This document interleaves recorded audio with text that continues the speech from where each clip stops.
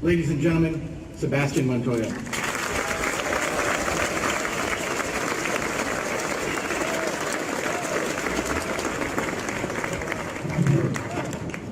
Good afternoon, everyone, and thank you, Mr. Glennon, for that introduction.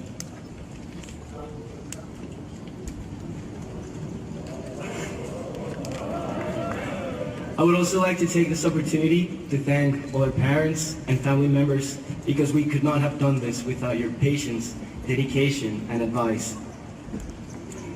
And an even more special thank you to all our mothers for your unconditional love and support. You are not letting us go. You are sharing us with the rest of the world, but we will forever be yours. And to my mother, for being my rock all my life, especially those last 2 years. 2 years ago, I was living in my home country, Colombia.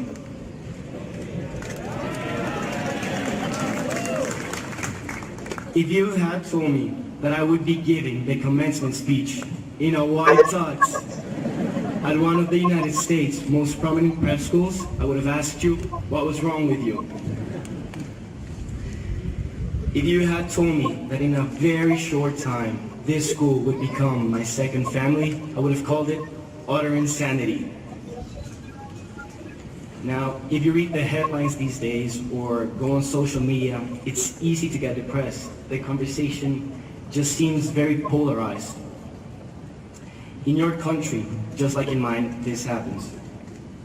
But if you go into the intimacy of small communities like this one, where real humans interact, we realize that it's a completely different story. We have far more in common than what sets us apart. The fact that the new guy is standing here today is a testament to the openness and kindness that this community represents. Something the real world could use.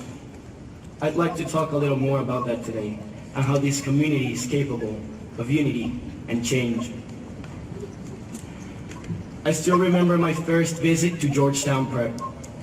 It was an informal meeting that included some faculty and other incoming students. Two of them were transfers from the IAC, Mitch and Ayush. A Belgian hockey player named Hughes Deschamps. A very nice boy from Kazakhstan. And a massive football player who would go on to become one of my best friends, Jonathan Haynes.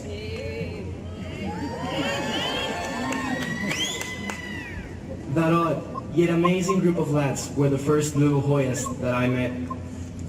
Nowadays, I'm happy that I got to meet all of you, and I'm proud to call you my brothers. Now, as I look into the crowd, I realize that each of you is uniquely talented, uniquely capable of creating communities of healing and inclusion. You can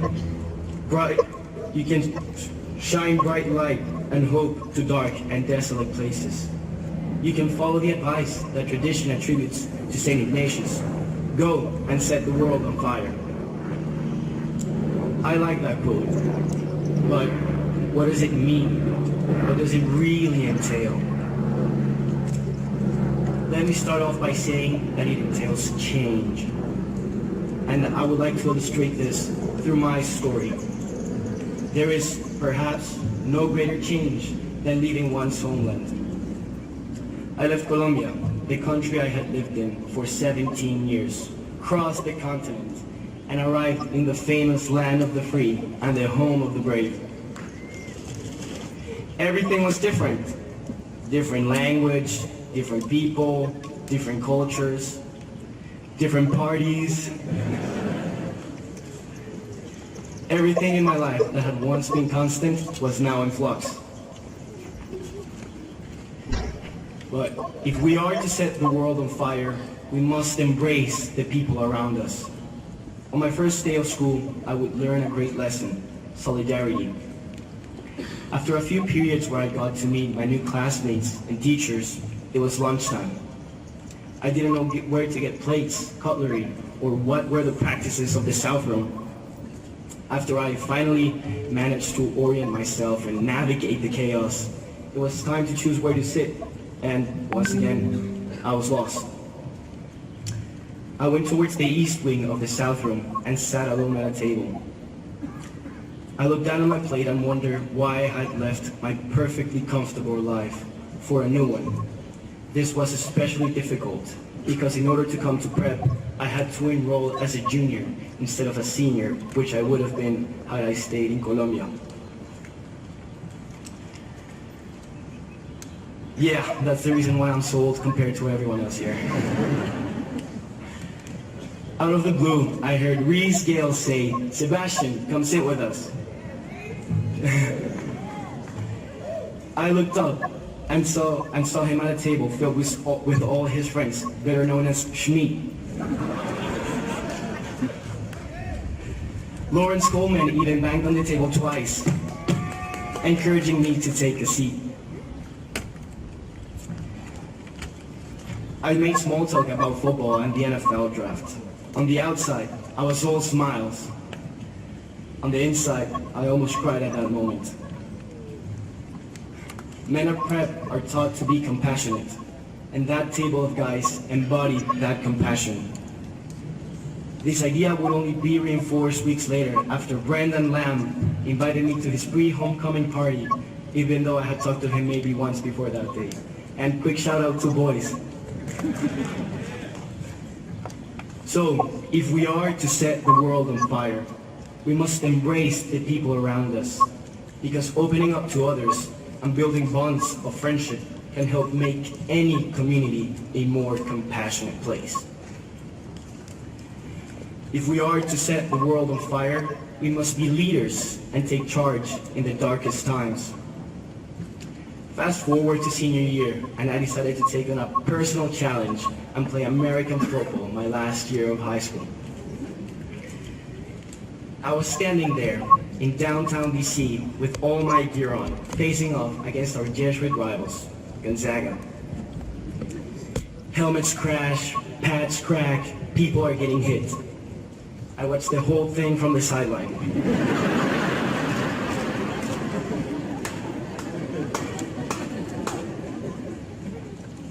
We took a terrible loss that day. We were all in shock. On our way to the bus, I was walking with my head down in shame. But I had the opportunity to witness something truly remarkable. I saw one of our captains, Bo Hanley, who was beat up and crying, helping bring equipment from the sideline to the bus. He was the only one. He could have asked the sophomores on the team or anybody else to carry the load, but no. He was showing the strength and character of a passionate leader committed to his team, no matter how distraught he felt. If we are to set the world on fire, we will surely face adversity, and it is during those times that we must dig deep inside and set the example for others. There will also be times in our lives when we will just want to give up. But if we are to set the world on fire, we must hold on. I don't know if Caleb Randall is here in the audience today, but I had the privilege to be his Carlos leader this year. He's the most persevering man I know. He was supposed to be graduating with us today, but due to unfortunate circumstances, he got injured and had to miss a lot of school. He will graduate next year with the class of 2019. What Caleb did after the injury is truly remarkable. He fought an entire year through injury to recover and come back to prep the next year, knowing he would not graduate with this class. He did it because he's determined to become a Georgetown prep alumnus. He is an example of grit and courage. If we are to set the world on fire, we must be like Caleb. We must insist and never desist. If we are to set the world on fire, we must be committed to truth about ourselves, our families, and our communities.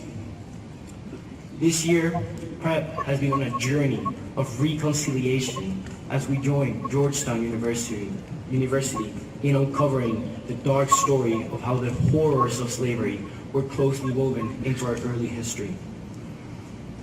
Perhaps efforts to admit the errors of the past have led to growth in conscience, repentance, and forgiveness. Hakeem Smith, Drew Black, and Will Boggs joined Dr. Oaks to present this history to our community.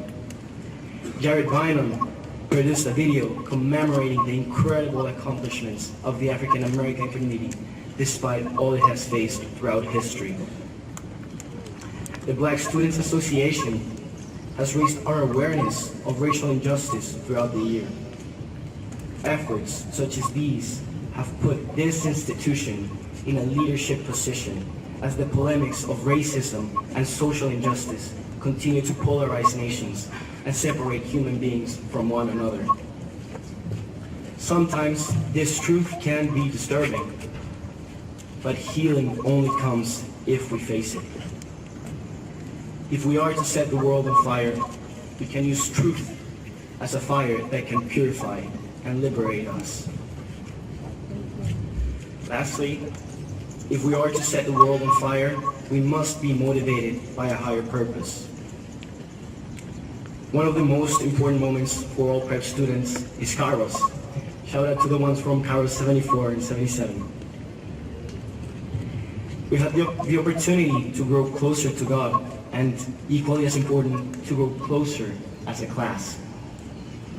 Without divulging too much, I will say that during this time, the most valuable lesson that I learned was the importance of being motivated by a higher calling, something greater than myself. It is what drives us to pursue the Jesuit principle of Magis. If we follow the Magis, we commit ourselves to asking, what more can we do for the greater glory of God? I see examples of this higher calling in my fellow students all the time. For example, Marco Davis hopes to make it his life mission to help rebuild Puerto Rico after it was devastated by Hurricane Maria. Or the leaders of the Black Students Association who called our community to the table of healthy dialogue at a town hall meeting this fall.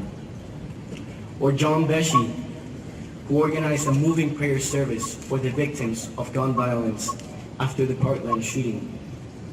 Or Michael Refka, who was inspired by his brother's condition to lead one of the most successful Best Buddies clubs in the DMV. If we are to set the world on fire, we must be motivated by a higher purpose. Otherwise, our efforts will feel empty. Each of these acts, big or small, are what make us light for others. This is fire we will share with the world by becoming responsible leaders and responsible family members. By reaching for our dreams of becoming doctors, scientists, lawyers, writers, actors, businessmen, or anything we want to be. In conclusion, I believe that the bonds of community are what can save the world from its current situation. If we look beyond these grounds, we realize that not every place is as wonderful as this one, that we are fortunate to have these opportunities. Out there in DC and Baltimore, there are thousands of people struggling to find a home. Across the US and Europe, millions are facing the disintegration of their communities through deportation. In Venezuela and Syria, thousands have become refugees due to a failing government and war. All over the world, our brothers and sisters are struggling just to survive. Therefore, we are called to open our hearts and our minds to the people who are alone. We are called to welcome the stranger. We are called to do what you did for me when I first arrived. So to me, setting the world on fire is helping others rebuild their communities, build bridges of understanding. Fire means light. It means warmth. It's brightening the lives of others. It is the spark that comes when you strike two rocks together.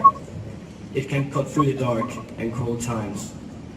And my friends, the world is a hard place. It will at times be unfair, unfriendly, unfair, and even cruel.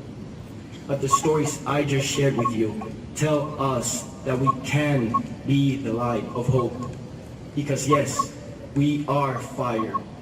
You sparked hope by inviting a new kid to lunch on that first day. You were warmth when you welcomed the transfer to the homecoming dance. You were comfort after a crushing defeat. You motivated each other to never give up. And now we can join so many others around the world to renew the face of the earth, because we build community. We are community. Class of 2018, let's set the world on fire. Montoya Saxon, thank you.